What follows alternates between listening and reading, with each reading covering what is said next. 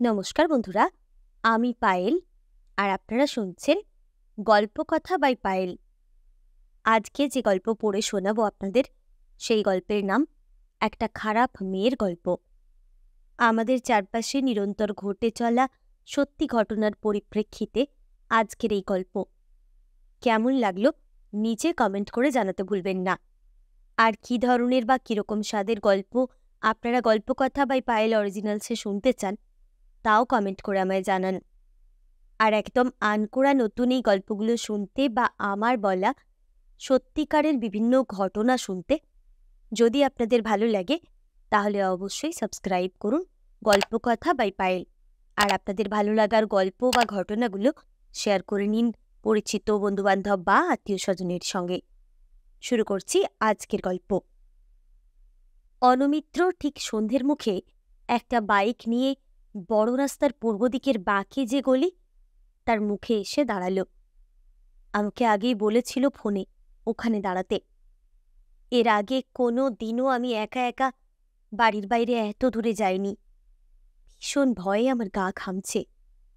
সঙ্গের ব্যাগটাকে বুকের সঙ্গে শক্ত করে ধরে ওই গলির মুখেই একটা চায়ের দোকানের কোণে দাঁড়িয়েছিলাম।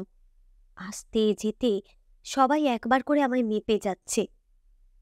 অনমিত্র বাইকটা আমার গা ঘেঁষে দাঁড় করিয়ে ফিসফিস করে বলল, উঠে এসো।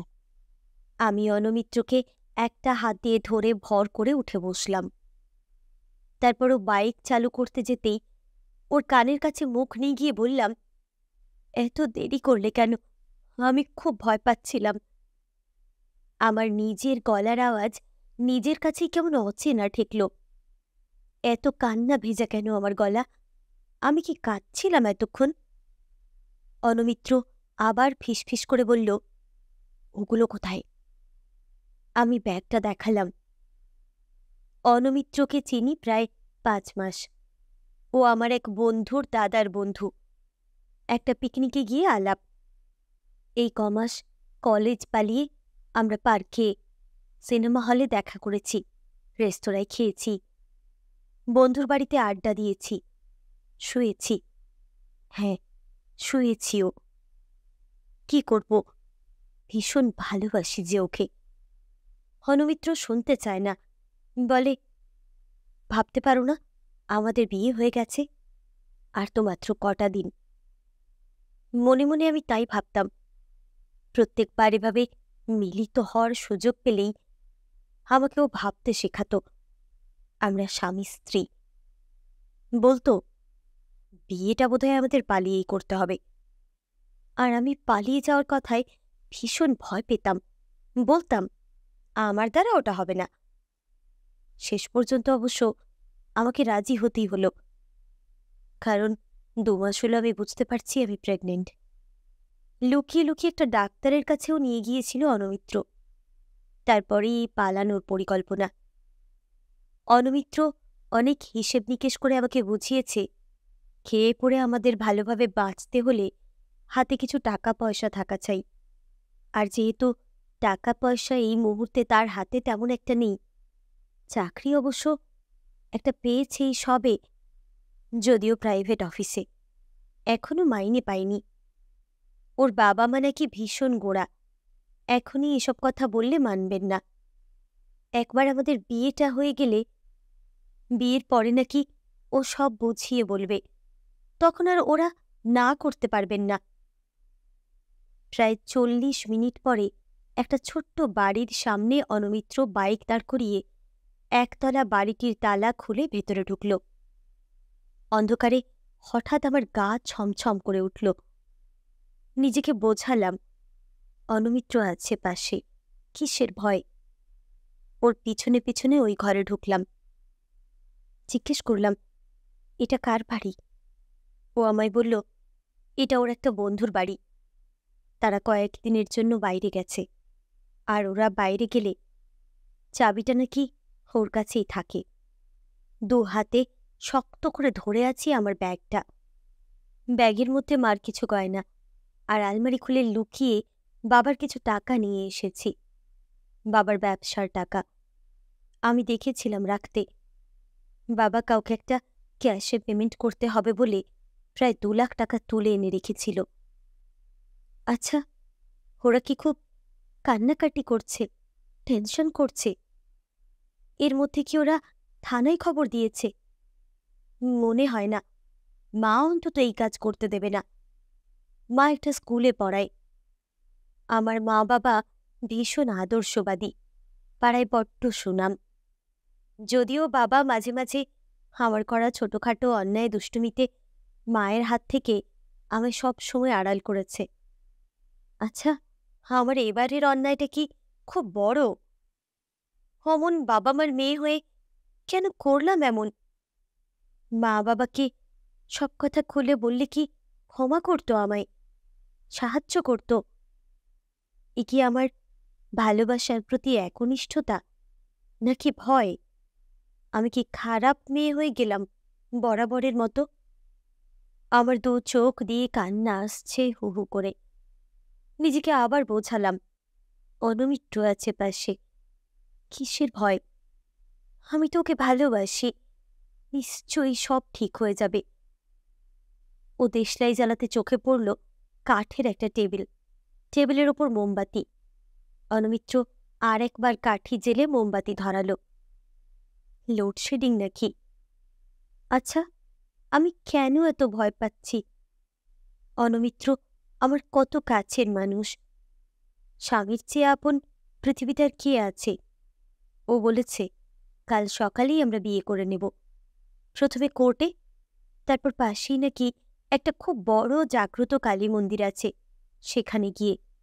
ও নাকি সব ব্যবস্থা করে রেখেছে। তারপর আমাকেও নিজের বাড়ি নিয়ে যাবে, বাবা মাকে বুঝিয়ে বলবে। এমনকি তারপর সবাই মিলে নাকি আমাদের বাড়িতেও যাব। উফ ভগবান, কবে যে সব ঠিক হবে! আমাকে ঘরে একলা রেখে অনমিত্র রাতের খাবার আনতে গেল। দেরি করেনি। ও ফিরে এলেই এত আনন্দ হলো যে ওকে জড়িয়ে ধরলাম। রাতে খাওয়া দাওয়ার পর ভাবছিলাম, দুজনে এই প্রথম পুরো রাত একসঙ্গে কাটাবো। এর আগে পুরো রাত তো আমরা একে অন্যকে এভাবে পাইনি। আমার ঘুম আসে না, খানিকটা দুশ্চিন্তায়, খানিকটা আনন্দে। আনন্দ অনমিত্রকে নিবিড় করে পাওয়ার, আর দুশ্চিন্তা বাড়ির মানুষগুলো এর মধ্যে কি কি করছে না জানি এই কথা ভেবে। এখন আমাদের ভবিষ্যৎ, আমাদের অনাগত ছোট্ট প্রাণটির বিষয়ে পরিকল্পনা, এইসব কথাবার্তা বলাটা খুব জরুরি। অথচ আমি ওকে যত জিজ্ঞেস করি কি হবে না হবে, ও তাড়াহুড়োতে আমার উপরের জামাটা খুলতে খুলতে বলল, আজ সব বাদ, আজ শুধু আদর, আদর। হ্যাঁ, আমারও ভালো লাগে ওর আদরে ডুবে থাকতে, কিন্তু জীবনযাপনেরও তো নানা ঝামেলা আছে। না, অনমিত্র কিচ্ছু শুনবে না। ও ডুবে গেল আমার শরীরে। অনেকটা রাত অবধি আমার জেগে থাকার দিকে তাকিয়ে বারবারই বলল, ঘুমো তো, না ঘুমোলে শরীর খারাপ করবে, কাল অনেক কাজ। বলতে বলতেই অনমিত্র গভীর ঘুমে বিভোর হয়ে গেল, আর আমি একটা সংসারের স্বপ্নে বিভোর হয়ে নিদ্রাহীন রাত পার করলাম। ভোরের দিকে গাঢ় ঘুম নেমে এলো চোখে। জীবন বড্ড অদ্ভুত, কোথায় যে কখন আমাদের নিয়ে যায়। অনমিত্রর ভালোবাসার স্বপ্নে বিভোর ঘুম যখন আমার ভাঙল, নিজেকে আবিষ্কার করেছিলাম মুম্বাইগামী ট্রেনের একটা কূপে। সঙ্গে এক মাসি আর বিকট রাগী চেহারার একটা লম্বা চড়া লোক। আমার ভালোবাসার মানুষ অনমিত্র আমার অনুভূতি আর ভালোবাসার অনাগত সন্তানের সঙ্গে সঙ্গে 6 লাখ টাকায় বিক্রি করে দিয়েছে আমাকে। আমার মুখটা ওরা বেঁধে রেখেছিল। যখন ওরা বুঝতে পেরেছিল ভালোবাসার এই অদ্ভুত সমাপতনে আমি এমনিই অনুভূতি শূন্য বোবা হয়ে গেছি, তখন মুখটা খুলে ওরা আমাকে খেতে দিয়েছিল। আরও পরে জেনেছিলাম ওরা নাকি আমাকে এখনই কিছু করবে না, যদি আমার মেয়ে হয় সেজন্য অপেক্ষা করবে, তাহলে নাকি ওদের আরও প্রফিট। এভাবেই জীবনের প্রথম ভালোবাসার মানুষটির হাত ধরে একটা খারাপ মেয়ের গল্প শুরু হয়েছিল। আমার বাকি জীবনটা হয়তো মুম্বাইয়ের অন্ধকার কুঠিতেই কাটত। কিন্তু না, আমার কাহিনী একটু অন্যরকমভাবে শেষ হয়েছিল। সত্যি, আমি একটা ফুটফুটে সুন্দর পুতুলের মতো মেয়ের জন্ম দিয়েছিলাম। মেয়ে জন্মানোর ঠিক ৩ মাস পরে আমার ঘরে এসেছিল আমার প্রথম কাস্টমার। যে সে লোক নয়, মুম্বাই ফিল্ম ইন্ডাস্ট্রির এক নামকরা প্রডিউসার। আমার আগুনের মতো রূপ দেখে লোকটি মোটা টাকার বিনিময়ে আমাকে ওদের থেকে কিনে নিয়েছিল। ওর নতুন সিনেমায় আমাকে নাকি আইটেম ডান্স করাবে। না, আর পেছন ফিরে তাকাতে হয়নি আমাকে। আদর্শবাদী বাবা মায়ের একমাত্র মেয়ে আনন্দী হয়ে গিয়েছিল মুম্বাইয়ের সিনেমা জগতের বিখ্যাত আইটেম গার্ল ইয়ানি। তবে এই খারাপ মেয়েটাকে যে বহু ঘাটের জল খেতে হবে এখনো, সে বুঝতে পেরেছিল। তাই একদিন রাতের অন্ধকারে ৬ মাসের মেয়েটাকে নিয়ে পৌঁছে গিয়েছিল বাবা মায়ের কাছে।